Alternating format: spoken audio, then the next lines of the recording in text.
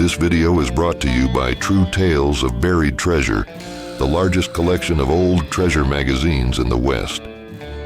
On our website, you can search for individual treasure stories by region or by our original magazines themselves. To pay us a visit, please click on the link in the description.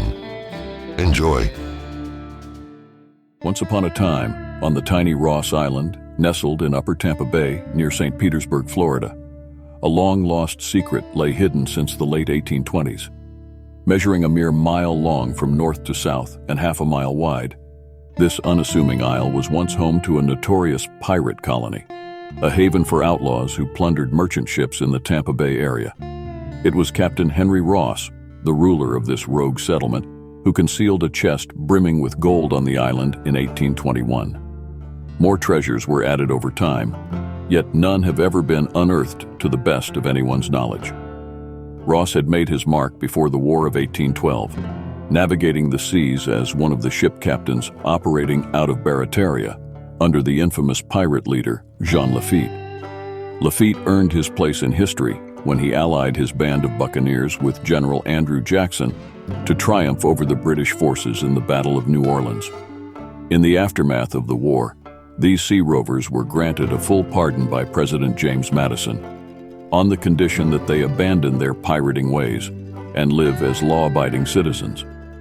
Eager to shed their infamous past, they agreed, but soon found themselves unemployed.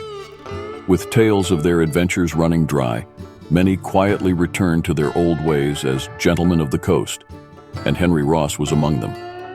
During his days at sea under the command of the notorious Lafitte, Captain Henry Ross set his sights on a small island in Tampa Bay that would make the perfect hideout for a band of pirates. This island, later named Ross Island, had everything a pirate could desire: a natural lagoon to conceal their ship and a channel that could easily accommodate a shallow draft schooner. With a group of former pirates eager for adventure and riches, Ross acquired a swift three-masted schooner and sailed around 1817 to 18 to establish their colony on the secluded island. Ross was a cunning leader.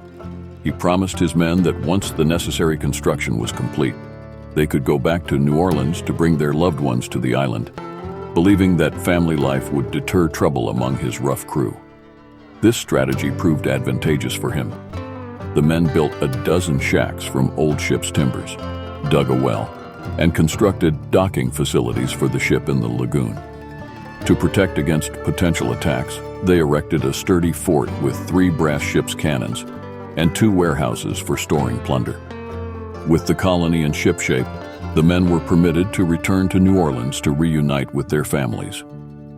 In the bustling world of illicit enterprise, Ross expanded his illicit pursuits beyond mere piracy. Smuggling and the despicable trade of human lives also commanded a significant portion of his focus. Naturally, the port of New Orleans served as the prime location for offloading contraband and fencing stolen treasures. Following each nefarious transaction, the seasoned pirate would retreat to his clandestine island stronghold, where he would bury his ill-gotten gains. Upon intercepting a vessel transporting unfortunate souls, Ross would transport them to Whedon's Island, situated northwest of his stronghold. Here, the wretched captives were confined in a sizable enclosure until he had amassed a sufficient number for market. Although the United States Congress had prohibited the importation of slaves in 1808, Ross possessed intimate knowledge of various bayous along the Mexican Gulf Coast, where unscrupulous buyers eagerly paid handsome sums for black ivory without raising any inconvenient queries. One of the pirates' most prized conquests was a Spanish ship en route from Mexico to Cuba.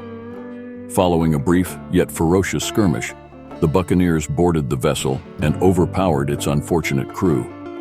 The ship boasted a valuable cargo, including a chest of gold and a substantial quantity of silver bars from the Mexican mines.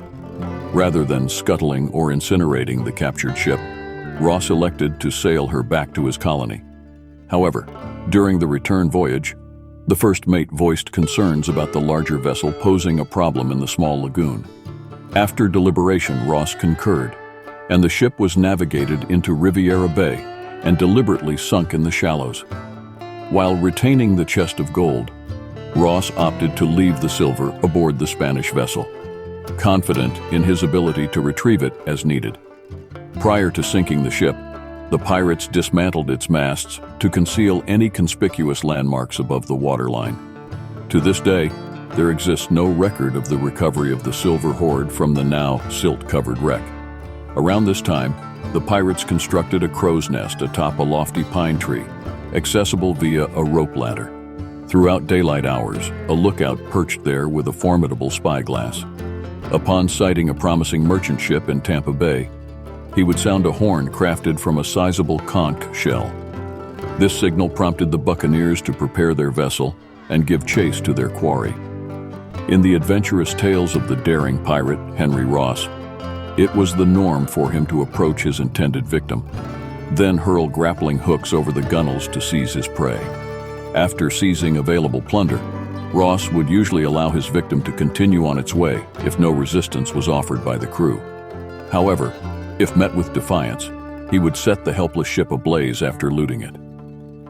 This life of plunder and ease continued for months until numerous complaints reached the Navy Department in Washington. In response, the anti-piracy squadron of the U.S. Navy stationed at Key West was ordered to take action against these sea marauders. A sloop of war, some say it was the Hornet, others, the Spark, began to patrol Tampa Bay. Unaware of the U.S. Navy's pursuit, Ross continued his operations until the naval sloop surprised the pirates while in the act of looting a merchant ship outside Egmont Channel.